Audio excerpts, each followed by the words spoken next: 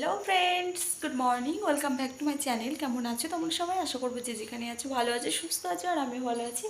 এখন বাজে হচ্ছে তোমার 7:40 বাজে, আর আজকে হচ্ছে বৃহস্পতিবার। তো এখন থেকে আমি আমার ব্লগটা স্টার্ট করছি। আশা করবো আজকে ব্লগটা তোমাদের ভালো লাগবে। তো সকাল সকাল উঠে সমস্ত কাজ কমপ্লিট করে স্নান পুজো কমপ্লিট হলো এইমাত্র। আর এদিকে ভাত ডাল বসিয়ে দিয়েছি, ভাতটাও হয়ে এসেছে, ডাল সেদ্ধ হয়ে এসেছে, এবার চা করবো। তো চলো তোমরা ভিডিওটা দেখতে থাকো, আশা করবো ভালো লাগবে। আর যারা আমার চ্যানেলে নতুন তারা প্লিজ ঝটপট চ্যানেলটা সাবস্ক্রাইব করে আমার পাশে দেখো। ভিডিও ভালো লাগলে অবশ্যই লাইক করে দিও।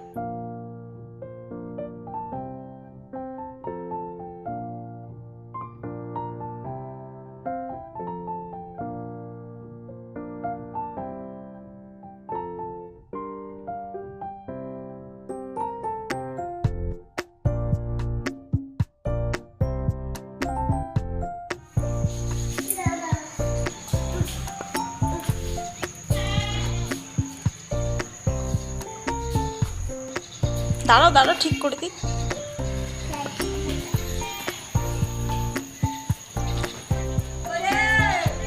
টাটা মাম্মা। তো মাম্মাম স্কুলে চলে গেল, আর ও ঠাম্মি ওকে এগিয়ে দিতে গেল। আর এখানে আমি রান্না আমার প্রায় হয়ে এসেছে।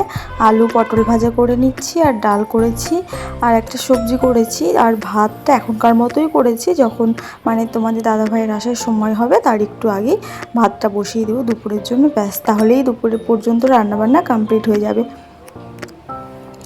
দেখো বন্ধুরা, আমার এখনও ঘর দোর কিচ্ছু গোছানো হয়নি।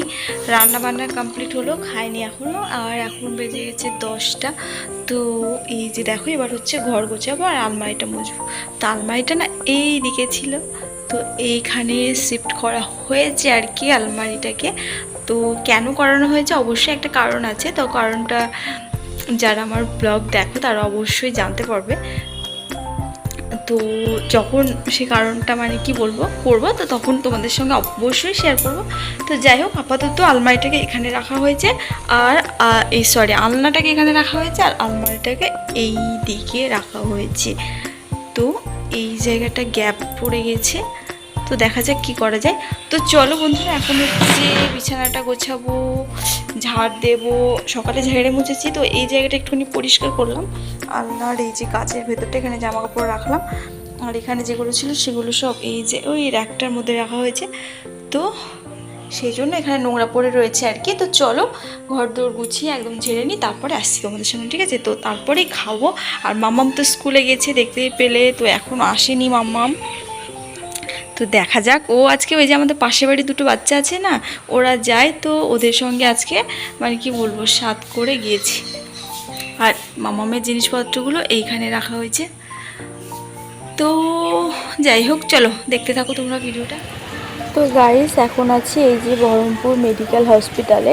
তো হঠাৎ কেন মেডিকেল হসপিটালে জানো তো, কাজ কাম কমপ্লিট করে আমি দুপুরের ভাতটা সবে বসিয়েছি, সকালে বললাম না তোমাদেরকে। তো হঠাৎ করে ফোন আসলো আমার কাছে যে মায়ের ভীষণ শরীর খারাপ। তো সেই মুহূর্তে ভাতের হাঁড়ি মানে রান্না টান্না ফেলে রেখে ছুটে গেলাম। তো মা আমাদের বাড়ি থেকে সামান্য একটু দূরত্বেই ছিল, তো সেখানেই অসুস্থ হয়ে পড়েছে এক জায়গায় নিমন্ত্রণ এসে। তো যাই হোক, তো ভীষণ অসুস্থ, মাথা ঘুরে পড়ে যাচ্ছে, দাঁড়াতে পারছে না, প্রচণ্ড জ্বর এসেছে গায়ে। তো তাড়াতাড়ি গিয়ে আবার মাকে নিয়ে গিয়ে হসপিটালে ভর্তি করেছি। এখন এই যে হসপিটালের ভিতর থেকে একটুখানি শুট করছিলাম, আর এখন বাজে হচ্ছে রাত্রে এই যে 11:30। তো এখন এই যে ট্রেন স্টেশনে আছি, বাড়ি যাব। তো সেই সকাল 7টা মানে 2টোর সময় এসেছি দুপুর, আর এখন বাজে হচ্ছে তোমার 11:30। তো বাড়ি যাব। তো তোমরা সবাই একটুখানি প্রে করো যেন আমার মা খুব তাড়াতাড়ি সুস্থ হয়ে পড়ে। তো যাই হোক, দেখা হবে পরের ব্লগে। এখানেই ব্লগটা শেষ করলাম, বাই।